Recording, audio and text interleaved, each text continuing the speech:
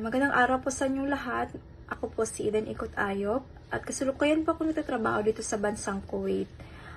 Kumuha po ako ng UK Diploma in Health and Social Care dahil na rin po sa mga advices and influences ng mga kaibigan kong nurses. Plus, I see na maraming bigger opportunities and growth sa medical field.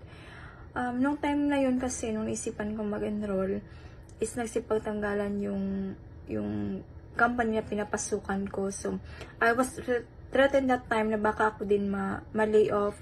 So, I came up with a realization na why not enroll a course na somewhat related sa medical since I'm working naman in a medical institution.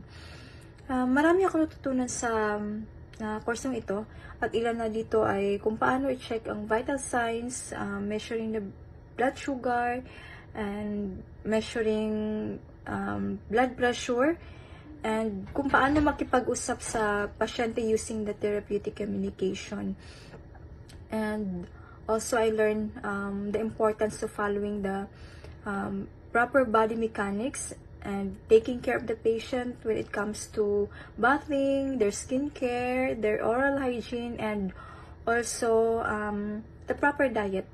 Overall, natutunan ko dito kung paano i-provide ang both personal and comfort care to the patient. To Mr. Mark Kevin Yacos, our instructor, he has been a great mentor to us. I'm so grateful I'm so grateful for the knowledge that he shared to us.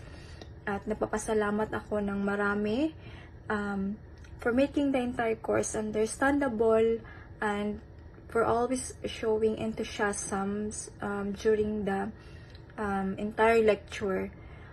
Sa lahat po ng aking mga kababayan na nangangarap na magka-diploma, never say never po, hindi pa po huli ang lahat. Tutulungan ka ng ICSA na makamit ang diploma na pinapangarap mo. ICSA helped me achieve my goals, my aspirations to become a healthcare provider. Naging saksi ako ng mga produkto nito sapagkat marami na din akong kilala or na nakapagtrabaho sa ibang bansa gamit ang UK diploma. So, I suggest na mag-aral kayo, mag-enroll kayo sa ICSA dahil matutulungan nila kayo and naabutin ang mga pinapangarap niyong diploma because ICSA is your partner to success. Thank you po.